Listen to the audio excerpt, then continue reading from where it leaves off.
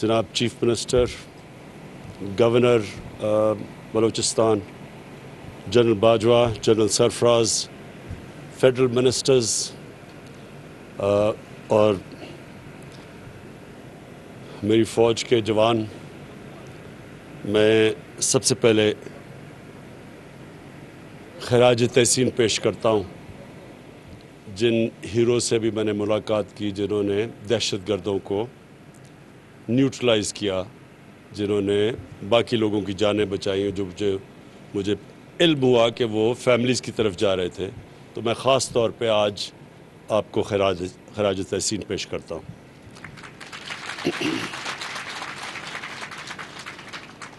میں آج خاص نوشکی اس لیے آیا ہوں کہ میں اپنی پاکستان کی فوج کے جوانوں کو ایک پیغام دینا چاہتا ہوں کہ ساری قوم آپ کے ساتھ کھڑی ہے۔ جس طرح کی جو دہشت گردی کی جنگ میں پرفارمنس ہماری فوج نے دی ہے، ہم نے اور بھی دنیا میں دیکھا، افغانستان میں دیکھا کہ کسی فوج نے اس طرح اتنے مشکل حالات میں اور اس طرح کی جنگ لڑ کے اور ملک کو محفوظ کیا دہشت گردوں سے، اس کی مثال اور دنیا میں نہیں ملتی جس لیول کی جنگ لڑی گئی۔ اور ہماری ماشاءاللہ فوج کو جو تجربہ ہوا، میں سمجھتا ہوں کہ ہماری ساری قوم میں یہ اعتماد ہے کہ کوئی کسی قسم کی دہشت گردی پاکستان میں کامیاب نہیں ہو سکتی۔ اور میں اس لیے آج آپ کو یہاں نوشکی آ کے اپنی قوم کی طرف سے بتانا چاہتا ہوں کہ ہمیں آپ کے اوپر پورا اعتماد ہے، اور جس طرح آپ نے یہ 2003-04 کے بعد جس طرح یہ ملک کو محفوظ رکھا، ہمیں پورا اعتماد ہے کہ ہمارے ملک میں کوئی کسی قسم کی دہشت گردی کوئی نقصان نہیں پہنچا سکتی۔ میں آج اس لیے بھی آیا ہوں کہ اپنی ایف سی کو میں آج یہ پیغام دوں کہ ہم نے آپ کی اور رینجرز کی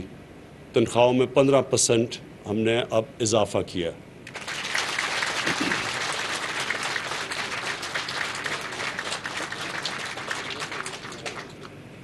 مہنگائی کا دور ہے، مجھے پورا علم ہے، بدقسمتی سے ساری دنیا کے اندر ایک سیلاب آیا ہوا ہے مہنگائی کا۔ ہمارے ملک تو خیر اتنی ہمارے پاس وسائل نہیں، لیکن امریکہ جیسا ملک، برطانیہ جیسا ملک جو نوٹ پرنٹ کر سکتے ہیں، وہاں 40 سال کے بعد سب سے زیادہ مہنگائی کی لہر آئی ہوئی ہے۔ برطانیہ میں جو بھی اپنا پاؤنڈ یعنی اپنی کرنسی پرنٹ کر سکتا ہے، وہاں 30 سال کے بعد سب سے بڑا آیا ہوا ہے۔ تو مجھے پورا احساس ہے کہ ہمارے جو تنخواہ دار طبقہ ہے وہ تکلیف میں ہے، اور میں آپ کو یقین دلاتا ہوں کہ پوری میری کوشش ہے کہ ہم ملک کے معاشی حالات ادھر تک لے جائیں کہ ہم لوگوں کی آمدنی میں اضافہ کر سکیں۔ کئی چیزیں ہم نہیں کچھ کر سکتے، مثلا اب تیل مہنگا ہو گیا، تیل دگنے سے بھی زیادہ ہو گیا، تو وہ ہم باہر سے منگواتے ہیں، تو اس کا ہم کیا کریں پاکستان کے؟ اگر باہر سے تیل آ رہا ہے اور وہ دگنے سے زیادہ ہو گیا تو اس کی ساری چیزوں پہ اثرات آتے ہیں۔ تو میں اس لیے کہتا ہوں کہ انشاءاللہ آپ کی جیسے جیسے ہماری آمدنی بڑھتی جائے گی، آپ کی اور بھی ہم اپنے تنخواہ دار طبقے کی اور بھی تنخواہیں بڑھاتے جائیں گے۔ جو ہمارے بزنس میں بڑی بڑی کارپوریشنز ہیں، انہوں نے ریکارڈ پروفٹس بنائے ہیں۔ جو ٹاپ 100 کارپوریشنز ہیں، ہم دیکھ رہے تھے، انہوں نے تقریباً 950 ارب روپے کا پروفٹ بنایا ہے، ان کو جو نفع ہوا ہے۔ تو ان سب سے میں اب درخواست کر رہا ہوں کہ وہ اپنے لوگوں کی، اپنے کام کرنے والے جو تنخواہیں لیتے ہیں، سب کی تنخواہیں بڑھائیں۔ دوسری چیز، میں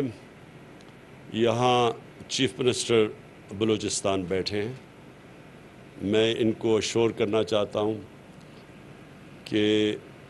کوئی بھی پاکستان کی جو ڈیموکریٹک گورنمنٹ آئی ہے، مجھے احساس ہے کہ تھوڑے فیزز میں کئی دفعہ ملٹری گورنمنٹ نے بلوچستان میں زیادہ کام کیا، لیکن کسی بھی ڈیموکریٹک گورنمنٹ نے اتنا کام نہیں یا اتنے فنڈز بلوچستان میں نہیں لگائے ہوں گے جو ہماری اس حکومت نے لگائے ہیں۔ جو سب سے زیادہ بڑا پروجیکٹ ہم اب کر رہے ہیں اور جس سے بلوچستان کے لوگوں کو بہت فائدہ ہوگا، جو فیڈرل گورنمنٹ کا پروجیکٹ ہے، وہ چمن سے لے کے کوئٹہ اور کراچی کا ایک پورا ہائی وے بنا رہے ہیں، جس کی ہم نے پیسے بھی ایلوکیٹ کر دیے ہیں، اور انشاءاللہ اس سے بلوچستان کے لوگوں کو بہت فائدہ ہوگا۔ بڑا صوبہ ہے، بڑے بڑے فاصلے ہیں،